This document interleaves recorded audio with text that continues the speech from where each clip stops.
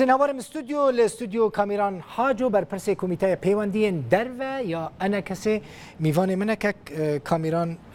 بخیراتی پشتی توره که دیپلماتیک یا اوروبا اما روسی اندامشان دا حکومت سوری ده جنیف ده بیجه یعنی او مبستوی المبادره الوطنی او كسروكتيه ويد كده بيجي انا كسي وبايدي الهف بكن بتشن شامي بحكومات يرونن اسد آماده پرسا فدراسیون جواره مناقشه بکی چه مهمه چون که کامیران امنو دبهیزن تشتكي ولو امنزان راستا يعني تلفزيون او انها لي بلكي ونجي هايجي هنا بري دسيرو جا شاندك الجم جناب سروك بو جناب سروك جي يك قوتني بيد في مسألة دا قديتنا مج رژیم و رکبریا سیاسی سوری را سر پرسا کردیه نه پرسا کردی گرنگا پرسا کردی کو چاره سر دبه او رژیم منه نامنه او رکبری دیتنه خو سر پرسا کردی چلوت کن چاوات کن تکلیه می نام نتوی و هرمی و جهو فلان فهمو ويب کووچن نگل کی زلالا باشه جی به گمان اونا نه بریاره که گو از بدم یان اونا بریاره که گو به گفتگو کرن بفرحی ام هندکارن بریاره که وها بی ائتلافی بدن بيجومان يما تشتكي دبرجوندي ملطي كرده بما بيبكن ائتلاف لا ائتلاف فانا تشكي جلكي جرينجا بلكي قالك اجماع يعني سلمتي قوتن وهم اسيري ائتلاف تشكي ولونينا ائتلاف كواليسيون كا ام دناف دبون وام باجد بينن ام الاليه ملطي سوري بون ما تشكي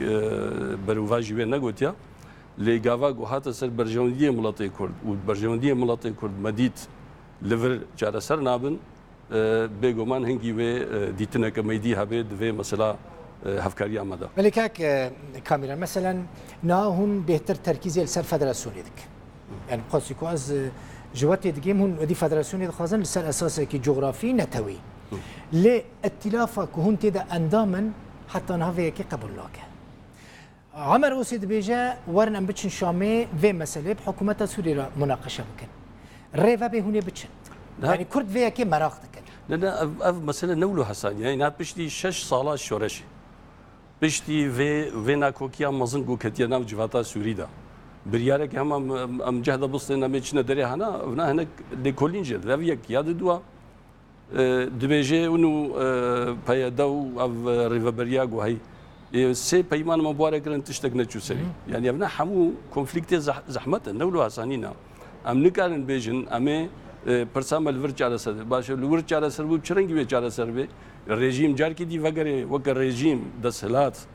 او به تنه حاکم سوريا اش قتنا ممكنه جبر و ضرب جبر رژیم ک دیکتاتور بو نه رژیم ک اگر راست تشتك سري ده ابو چل صالح حاکم بو قریب شکی بدما جبر وینا سوريا پیش روجی چیا اقل اساسي کی فدرالی وش خو پیوست نه که مرنا ورو دره هانا او فدراليزم حتى درجه كي دباوريا مدى وي خلقك فرسكن جبرتش ابنا ما چند جار الفيديو گوتيه باشم جار کی دی وگرين یک جاري دي پك هاتيه کی سوريا نما ادي دسلات دستي ددمنه جبر هاگر دسلات كت دستي یک پك هاتيه دي حموي وش حول راكي كين كتنا مساله دا 100,000 كشتي هنا مليونات دربدر هنا جبر وينا لازمه يعني دسهلات دابش ببه وهاجر دابش بو شو اف مثلا نامي بكينن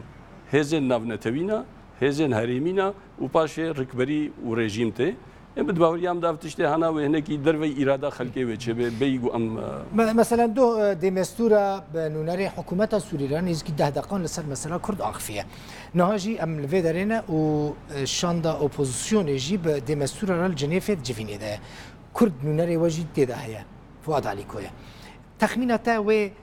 كرد نونري كردان ده ديتنين بديمستورا بفدراسيون بين روجا و چ بيجه سر مسلا كرد نها دوا جوينه دسبيك دا تشتك سر مسلا فدراسيون ناي بحث كر